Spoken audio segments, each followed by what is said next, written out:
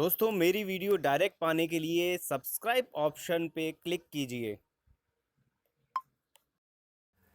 नमस्कार दोस्तों, स्वागत है मेरे चैनल में। और हस्तरेखा से रिलेटेड टॉपिक है।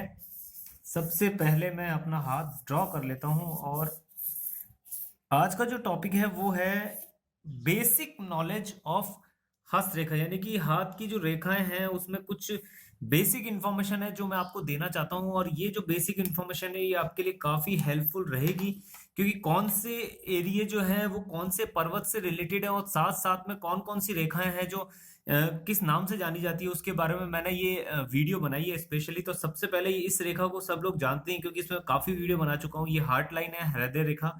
देन उसके बाद ये मस्तिष्क रेखा है और ये उसके बाद जो रेखा है ये लाइफ लाइन है। अब दोस्तों ये जो हमारी जो सबसे पहली जो फिंगर है, पहली जो उंगली है, इस उंगली का नाम है यहाँ पर इंडेक्स फिंगर यानी कि तर्जनी।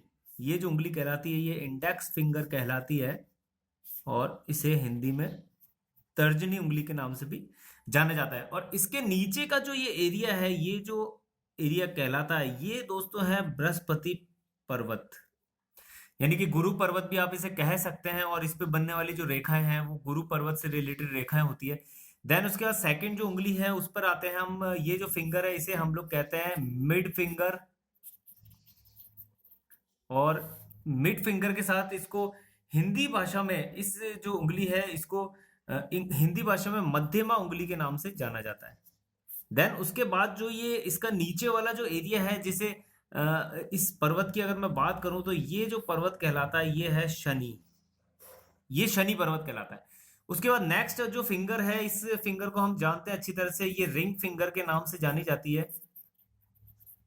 और रिंग फिंगर के साथ साथ इस उंगली को हम लोग अनामिका उंगली के नाम से भी जानते हैं। और दोस्तों इसके नीचे जो एरिया है वो एरिया कहलाता है सूर्य, और यहां पर बनने वाली जो रेखाएं हैं वो सूर्य रेखा कहलाती है। देन उसके बाद सबसे जो छोटी उंगली है इसे स्मॉल फिंगर के नाम से जानते हैं। और स्मॉल फिंगर के साथ साथ इस जो छोटी उंगली है इस उंगली को कनिष्ठा के नाम से भी जाना जाता है, यानी कनिष्ठा उंगली। और दोस्तों इसके नीचे जो ये एरिया है, जो पर्वत है, इसे हम लोग कहते हैं बुध पर्वत। तो ये कुछ इंफॉर्मेशन थी जहां पर पर्वत बने हुए हमारे और उससे जुड़ी हुई जो उंगलियां हैं उसके नाम, किस नाम से हम इन्हें जानते हैं। देन उसके बाद अगर मैं बात करूं ये लाइफ लाइन जो है, और इस लाइफ लाइन के जो नीचे का ये एरिया कहलाता है, जस्ट यहाँ का एरिया जो है, ये जो पूरा एरिया कहलाता है दोस्तों, ये कहलाएगा शुक्र। ये शुक्र पर्वत है और इसके आसपास बनने वाली जो रेखाएं हैं वो शुक्र रेखाएं कहलाती है। और जस्ट इसके ऊपर वाला जो एरिया है, जो हमारी जो लाइफ लाइन है उसके जस्ट नीचे और शुक्र पर्वत के ऊपर, ये बीच का जो एरिया है ये कहलाता है मंगल। और यहाँ पर कुछ इस तरह की रेखाएं होती है या फिर नीचे की तरफ आती हुई रेखाएं होती है, ये मंगल रेखाएं कहलाती है और ये एरिया मंगल पर्वत कहलाता है। और इसके बिल्कुल सामने वाला हमारी जो हार्ट लाइन है उसके नीचे वाला जो एरिया है, कुछ लगभग इतना एरिया, ये भी मंगल एरिया ही कहलाता है। और इस मंगल एरिया के जस्ट नीचे, मंगल जो स्थान है इसके जस्ट नीचे जो शुक्र पर्वत के बिल्कुल सामने वाला स्थान है, जिसे हम इस इतना एरिया मान सकते हैं, ये जो एरिया है ये चंद्र पर्वत है। और यहाँ पर बनने वाली जो कुछ आड़ी इस तरह से रेखाएं होती है ये चंद्र रेखाएं कहलाती है। चंद्र रेखाओं के नाम से हम इन्हें जानते हैं। और अगर मैं बात करूं भाग्य रेखा की, तो भाग्य रेखा यहां से, ये मणिबद्ध रेखाएं होती है हमारे हाथ में, मैं मणिबद्ध रेखाएं भी आपको ड्रॉ करके बता देता हूँ। ये मणिबद्ध रेखाएं हमारी कलाई पर बनी होती है कुछ इस तरह से, ये 1 2 3 4 कुछ इस तरह से रेखाएं होती है, कुछ आदि भी होती है, पूरी कवर किए हुए भी होती है। और इन मणिबद्ध रेखा से निकलने वाली जो रेखा होती है जो शनि पर्वत तक जाती है या कभी कभी ये सूर्य पर्वत तक भी जाती है, ये दोस्तों ये जो रेखा कहलाती है ये कहलाती है भाग्य रेखा। और भाग्य रेखा जो है वो जिनके हाथों में होती है उनका भाग्य काफी प्रबल रहता है। इसके अलावा कुछ रेखाएं हमारी जो लाइफ लाइन है, जीवन रेखा, उससे निकलती है और हमारी मस्तिष्क रेखा से होती हुई हार्ट लाइन की तरफ जाती है, ये धन की रेखा भी है।